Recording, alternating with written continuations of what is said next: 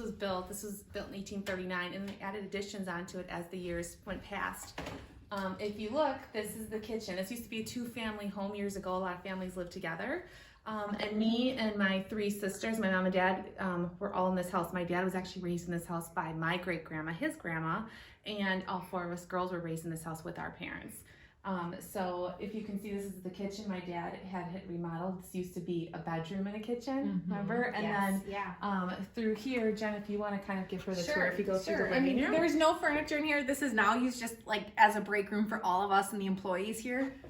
But obviously, like this, there was a wall here. It was built before Wisconsin was even a state, and this brick here was done years upon years ago. So this was here just like a little section of a house, and then over here was a whole nother section, which honestly it's so old. Like, this sounds crazy, but they used to actually hold like funerals here, like wakes right in this living room here, right? Yep, like so I mean, it was you know, when we were young, we were like a little freaked out, but you just get used to it. You hear a noise, you're like, you know. And you can tell years ago that they didn't measure anything, because if you look, like, everything is off. Like, nothing's like even. They just eyeballed everything, I'm sure. So but yeah, I mean, it was, you know, kind of neat. It's been 9 generations.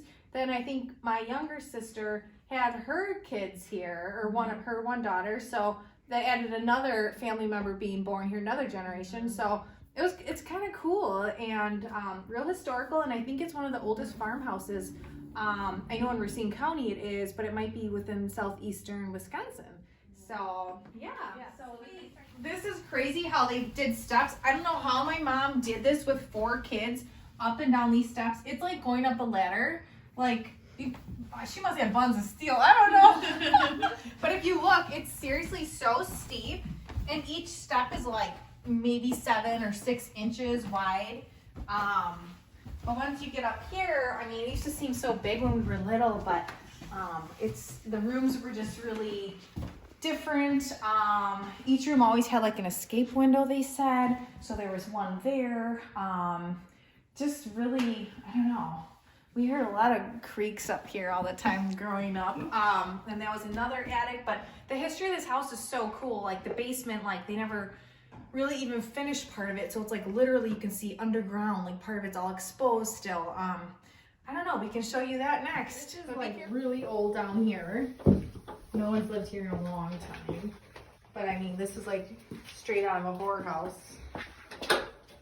Lights don't work. It looks like there's some water that leaked down here. Ooh, wow. Hey, Carrie, look at all this wall fell in. I don't want to. Holy cow.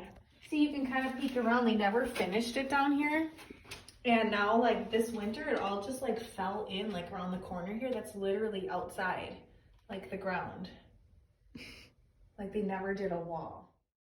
It's a huge maple tree. This was built this was planted at the same time this house was built in the 1800s. It's sad because it's starting to lose a little bit of time, but it's just so unique to think about that this tree has seen 9 generations of family under it, every summer, every fall, every holiday.